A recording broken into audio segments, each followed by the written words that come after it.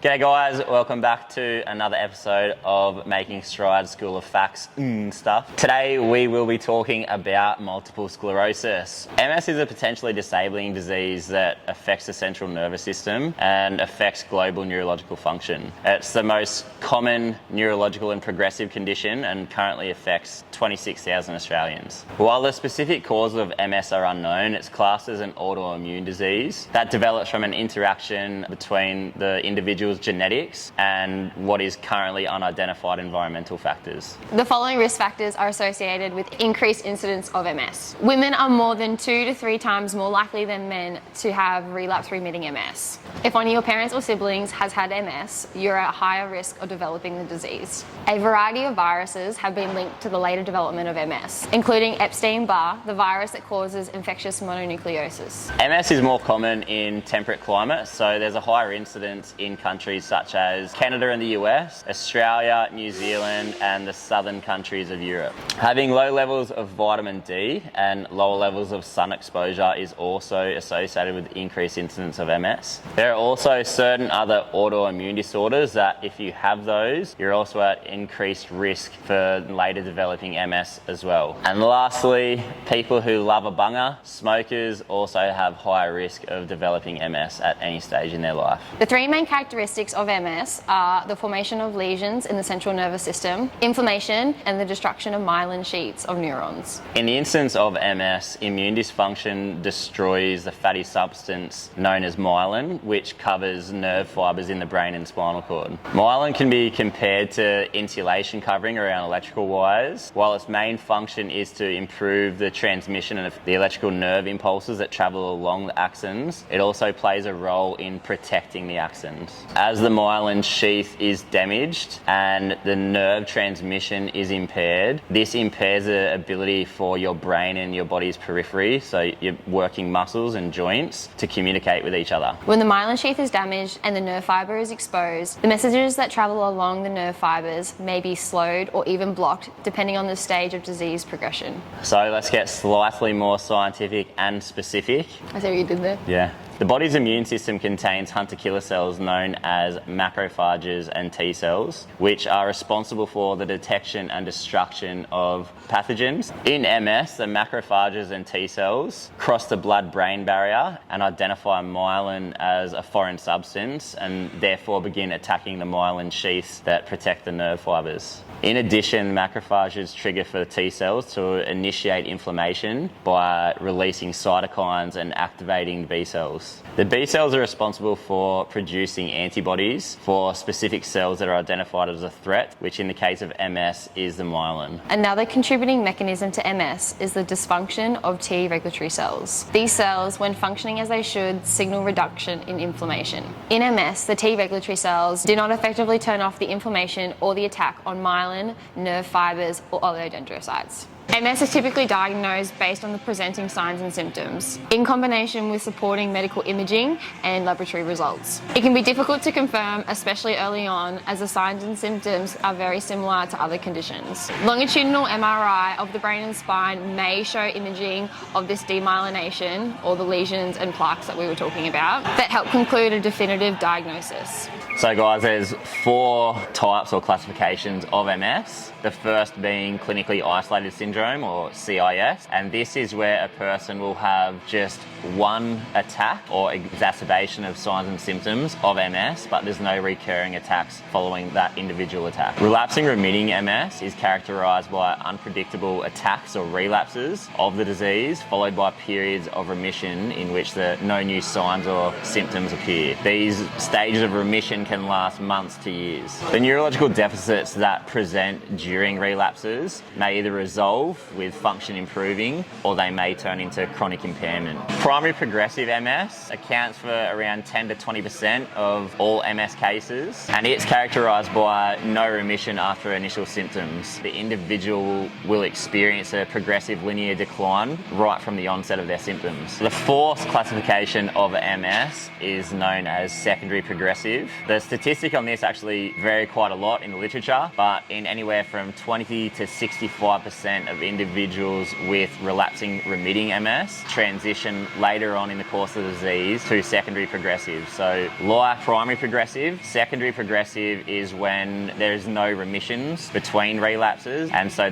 from the onset of secondary progressive, the disease will then start to show a linear progressive decline in function. Advancements in pharmacological interventions, specifically immune therapies, can reduce the risk of CIS developing into clinical MS by approximately 30% and can slow the progression of primary progressive MS. A 2016 cohort study found that after a median of 16.8 years from onset of MS, 1 in 10 of those with relapsing MS required a walking aid, and almost 2 in 10 transitioned to secondary progressive MS. With treatments available in the 2020s, frequencies of relapses can be significantly reduced. Signs and symptoms of MS will differ greatly from person to person and also through the different stages of the disease and depending on the location of the affected nerve fibres. Symptoms can include numbness or weakness, muscle spasticity causing rigid muscles and joints. The Lemit sign or Barber's chair phenomenon is where the individual will feel the sensation of electric shocks through their body, usually in conjunction with certain neck movements. The individual might experience a tremor, decreased coordination and an unsteady gait. As the disease progresses, it might cause slurred speech with paralysis of the facial muscles, as well as fatigue, dizziness, neuropathic pain, and problems with autonomic function, being sexual function and bowel and bladder continence. The optic nerve is also commonly affected by MS, which can cause pain with eye movement, partial or complete loss of vision, usually in one eye at a time, and prolonged double vision. So the main question is, can exercise benefit MS? Absolutely. But exercise prescription needs to be individualized based on their function and specific impairments. The 2 biggest physiological implications an exercise physiologist can provide benefit for are muscle weakness and cardiorespiratory fitness. Reduced force production ability to complete activities of daily living is present even in the early stages of MS. An exercise physiologist or physiotherapist can also help with the impairment of the individual's cardiovascular function or their fitness, as autonomic cardiovascular dysfunction is prevalent in individuals of all subtypes of MS and throughout all courses of the disease.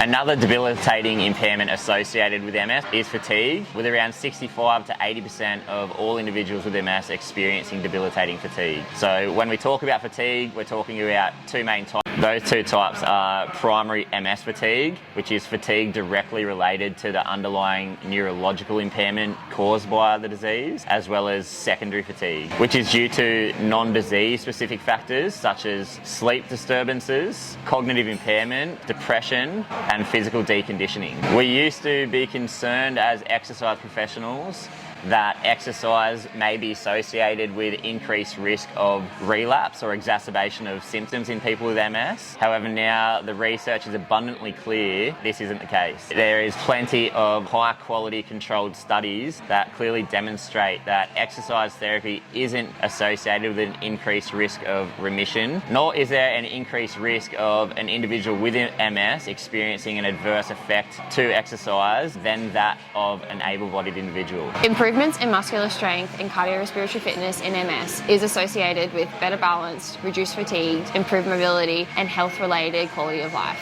Some studies are reporting that exercise can support preservation of neuronal integrity, leading to the reduction of long-term disability. However, more high-quality research needs to be done to support this. Exercises to strengthen the muscles involved in weight bearing, specifically the hip and knee extensors, can reduce the risk of falls occurring for individuals with MS. Maximising mobility independence as well as gait speed will also help with a common impairment that significantly affects an individual with MS's quality of life, which is continence. Not only is bladder function impaired, but with mobility impairments, it takes longer for an individual to actually get to the toilet. Incontinence is one of the highest reported effects on quality of life of MS and one of the strongest determinants of social engagement. Exercise, including stretching and optimising movement patterns, is associated associated with decreased pain and spasticity. However, more high quality evidence is needed to support this. There's a fair bit of information and detail about the specifics on the modalities of exercise best suited for MS. So I think it'll be best if we put those up on your screen. I'm not going to talk about them. What I will mention is the total number of weekly workouts, that is a combination of both strengthening and aerobic workouts, shouldn't exceed 4 workouts in a week. And this is to avoid excessive fatigue for the individual. If you're going to combine both aerobic exercise and strengthening, as is supported via the evidence, 2 of each will be the gold standard. Finally, the considerations that an individual with MS who is thinking about starting an exercise program, make sure you check with your doctor and get the green tick off them before you start an exercise program. MS is a clinical condition, so you're going to be most safely guided through an exercise program and see the most effective results from a clinical allied health practitioner, that is an exercise physiologist or a physiotherapist. For any health practitioners that are watching, cardiovascular dysfunction should be a major consideration for you, particularly orthostatic hypotension, as this will affect not only how the individual responds to exercise physiologically, but also their willingness to partake in certain exercise modalities. For individuals watching with MS looking to start exercise, don't overdo it. Moderation is going to be your best friend. Very vigorous exercise and high volumes of exercise aren't necessary to see improvements in function and independence, with the research suggesting that even moderate intensity exercise is going to be beneficial for you and the course of your MS.